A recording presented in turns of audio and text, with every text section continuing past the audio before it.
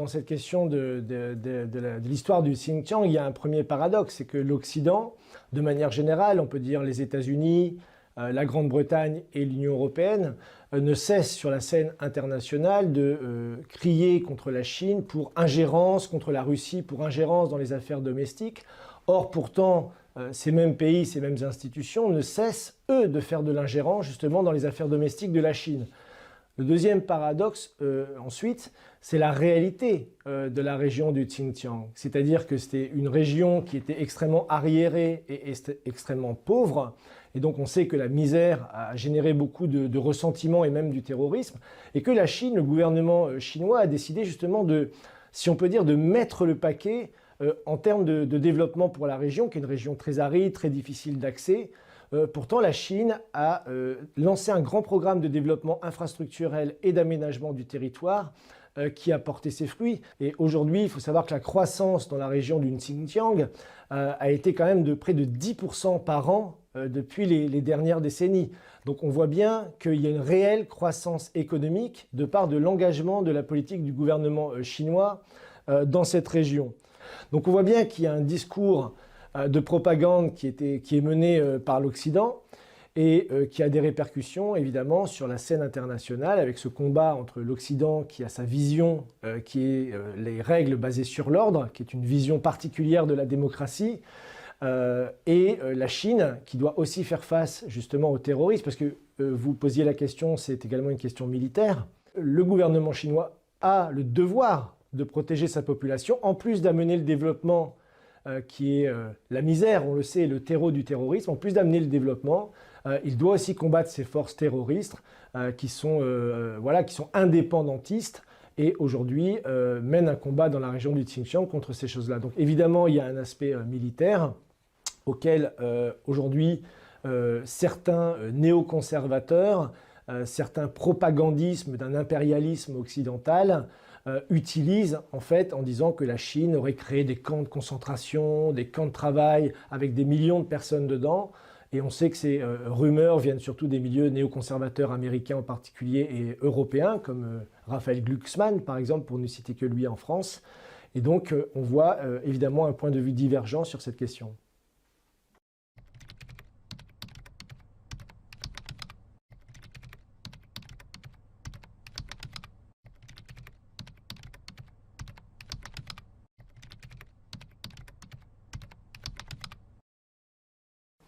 Moi, je partage tout à fait cette vision, c'est-à-dire qu'aujourd'hui, on essaye d'imposer un modèle occidental qu'on voudrait imposer au reste du monde. Or, la pauvreté dans le monde occidental ne cesse d'augmenter. Alors qu'en Chine, alors qu'on critique son régime, elle, la pauvreté n'a fait que diminuer. Et on le sait, la Chine a permis de sortir l'ensemble de sa population de l'extrême pauvreté. Et ça, c'est justement le premier des droits de l'homme. C'est-à-dire que tout individu a le droit à une vie digne. Et je voulais citer Jaurès, parce que c'est un des fondateurs du socialisme français, qui disait que tout individu a droit à l'entière croissance, a le droit à une vie digne, et justement il a le droit de créer, de produire et d'exiger de l'ensemble de l'humanité tous les moyens qui peuvent lui permettre justement de vivre en dehors de la tyrannie, d'une tyrannie quelconque.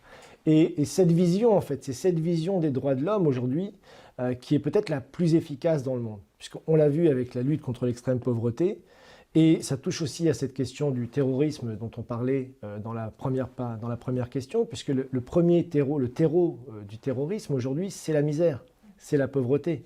Et donc le fait d'amener des infrastructures, le développement, l'eau, l'électricité, l'éducation, permet aussi de lutter efficacement contre le terrorisme et donc de protéger les hommes et de leur donner le droit de vivre dignement et sereinement dans leur pays.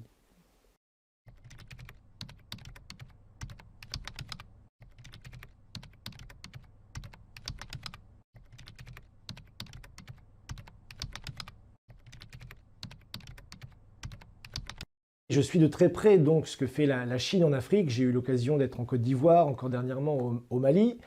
Et partout dans ces pays-là, on voit un impact extrêmement positif justement pour lutter contre la misère, la pauvreté, le sous-développement de la part de la Chine et en particulier via son initiative Une ceinture, une route. Donc si on regarde par exemple pour l'Afrique, les chiffres qui ont été publiés, c'est que les échanges commerciaux entre la Chine et l'Afrique par exemple sont passés de 10 milliards en 2000 à 200 milliards aujourd'hui. La Chine a construit des milliers de kilomètres d'autoroutes en Afrique, a construit des milliers de kilomètres de chemins de fer à grande vitesse. Elle a construit 20 ports, 80 centrales électriques, 130 installations médicales et hôpitaux, et ainsi de suite, et ainsi de suite, et ainsi de suite. Et tout ça permet justement de défendre vraiment cette conception des droits de l'homme qui est de sortir les gens du sous-développement. Quand on voit toute cette propagande anti-chinoise qui est déversée au Parlement français, comme on l'a dit, ou par le Canada, ou par d'autres pays qui jugent a priori qu'on a besoin de connaître l'autre. La Chine a lancé ce dialogue à travers son initiative Une ceinture, une route, un dialogue économique par le développement, mais aussi veut s'engager dans un dialogue des civilisations.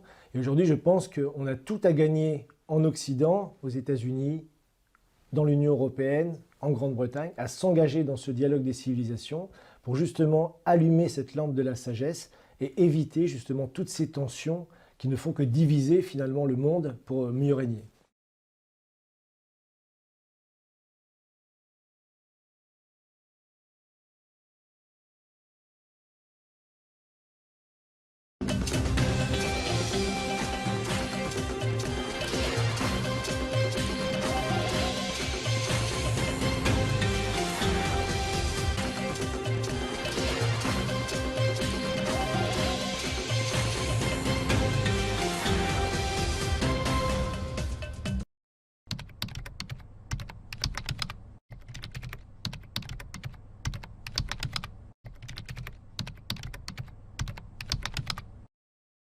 Alors, je pense que bon, le Canada est un pays d'Amérique du Nord.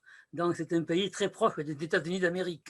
Et ce n'est pas étonnant qu'ils aient quelquefois les mêmes idées et qu'ils mènent le même combat que les États-Unis d'Amérique.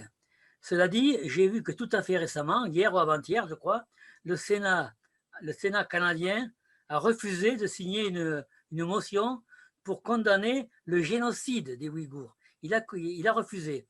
Cette histoire de génocide des Ouïghours est une histoire qui a été inventée par les États-Unis, par les Américains, et qui commence, qui a bien marché en France pendant quelques mois et qui commence à se dégonfler.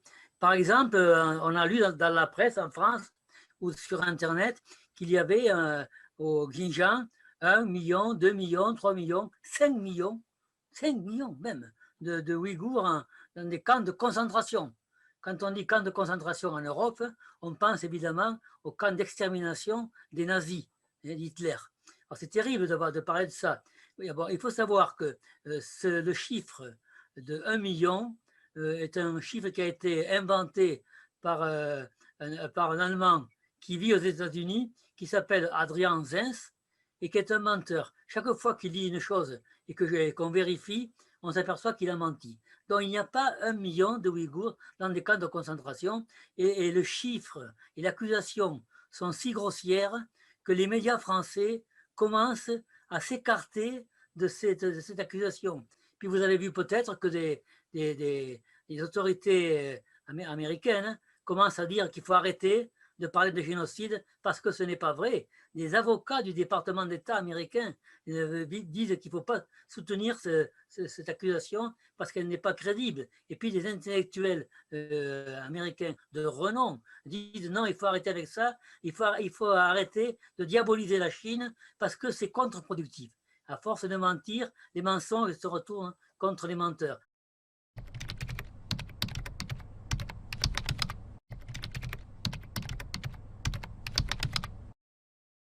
Ça ne me surprend pas parce que déjà on avait eu au mois d'octobre 2020 une motion déposée par l'Allemagne pour condamner le sort fait aux Ouïghours, et 39 pays seulement l'avaient voté, alors qu'il y a 193 pays qui sont membres de l'ONU.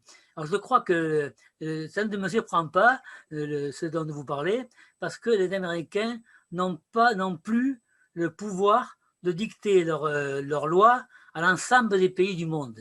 Ils ne peuvent plus le faire parce que d'une part, les autres pays ont des intérêts aussi avec la Chine et avec la Russie. Il y avait d'autres pays dont ils n'ont pas des intérêts qu'avec l'Amérique. Donc il y a des pays qui se montrent comme ça, qui se montrent majeurs, indépendants, et donc ça ne nous surprend pas du tout. Et je crois que cela va se développer de plus en plus. Il va y avoir de plus en plus des pays qui vont voter sur des motions en choisissant la vérité.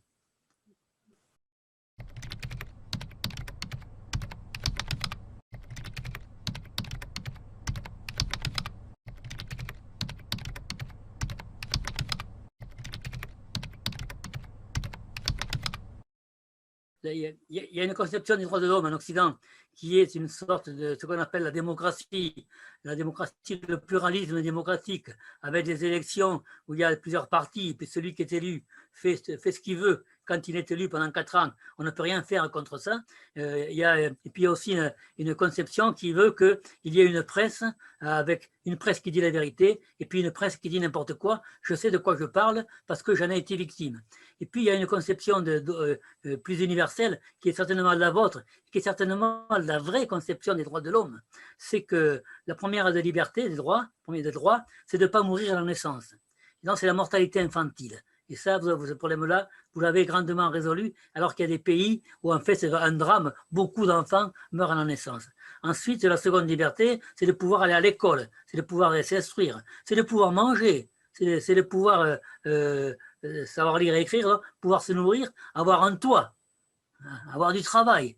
Toutes ces libertés-là, la Chine les a maintenant, elle ne les a pas toujours eues. Il y a beaucoup de pays dans le monde qui ne les ont pas. Donc, on a une conception des droits de l'homme, on considère que c'est une conception universelle parce que c'est notre conception de la démocratie, mais c'est notre conception. Ça ne veut pas dire que c'est la démocratie. Je pense qu'il y a une conception différente en Chine, d'après ce que j'en ai vu.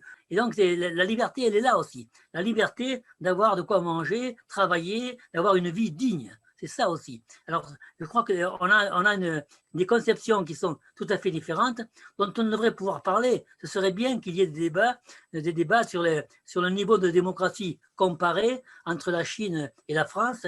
Je suis sûr qu'on aurait des choses à apprendre de la Chine, vous auriez peut-être des choses à apprendre de la France. Il faudrait qu'on parle de ça. Mais actuellement, ce n'est pas de ça qu'on parle. Ce qu'on dit, c'est qu'il y a en France un modèle qui est un modèle universel, et ceux qui ne l'appliquent pas ne sont pas des démocrates. C'est vraiment très, très réducteur. C'est ridicule.